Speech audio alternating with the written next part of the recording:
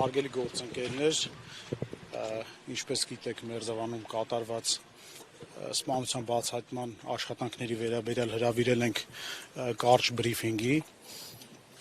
Նպատակը այն է, որ այս օրերի ընթացքում ներքին գործերի նախարարությունը զերծ է մնացել որևէ մեկնաբանություններ տալ բացահայտման աշխատանքների վերաբերյալ, ինչը պայմանավորված է հետագա հնարավոր սուր իրավիճակներից խուսափելու համար։ Լրատվամիջոցներում տարբեր տեղեկություններ էին տարածվել, այդ պատճառով կցանկանայի որոշ մանրամասներ հայտնել, այս պահի դրությամբ հայտնի մանրամասներ թույլատրելի սահմաններում։ Ուրեմն սեպտեմբերի 23-ին 23:50-ի սահմաններում ոստիկանությունը ահազանգ է ստացվել, որ Մերձավանում հնչել են կրակոցներ։ Կարճ ժամանակ անց նաև հիվանդանոցից են ահազանգեր ստացվել, որ իրենց մոտ բուժօգնության են տեղափոխվել 3 անձինք, 2-ը մահացել են, 1-ը վիրավոր վիճակում։ Ինչպես գիտեք, մահացածներից 1-ը համայնքապետն էր, իսկ մյուսը քրեական ոստիկանը։ Այս պահի դրությամբ կարող եմ նշել, որ ոստիկանության օպերատիվ խմբեր են անմիջապես մեկնել դեպքի վայր ներքին գործերի նախարարի գլխավորությամբ, ստեղծվել է օպերատիվ շտաբ, որը ղեկավարել է ներքին գործերի նախարարը, օպերատիվ շտաբում ներգրաված են եղել ինչպես ներքին գործերի նախարարության,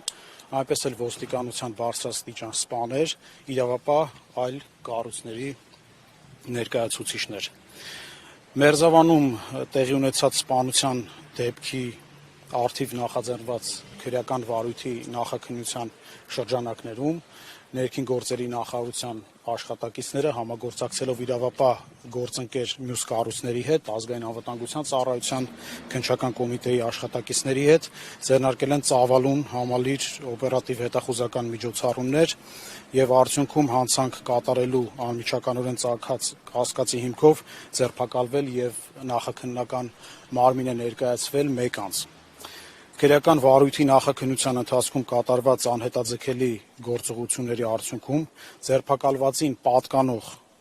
շինությունում հայտնաբերվել են քրեական օրենսգրքով արգելված արարքին վերջինիս առնչությունը հաստատող բացահայտ հետքեր, այդ թվում հանցագործության կատարման պահին օգտագործված դիմակը, ձեռնոցները, կոշիկները, բաճկոնը, որոնք փորձ է արվել այրել։ Հայտնաբերվել է, կներեք, վերջում հարցերին կպատասխանեմ, հայտնաբերվել է նաև գիշերային տեսանելիության սարք։ Քրեական վարույթի նախաքննության ընթացքում կատարվում են բազմաթիվ ապացուցողական եւ վարույթային գործողություններ դեպքի ամբողջ հանգամանքները պարզելու ուղղությամբ, նաև հանցագործության գործիք հրազենը հայտնաբերելու ուղղությամբ։ Հաշվի առնելով նաև դեպքի հասարակական մեծ հնչողությունը, մենք պարբերաբար մեր գործընկերների հետ, քննչական կոմիտեի մասնավորապես գործընկերների հետ հանդես կգանք հայտարարություններով դեպքի առնչությամբ, բացահայտման առնչությամբ, այս պահի դրությամբ թույլատրելի հրապարակելիք պատկերը սա էր։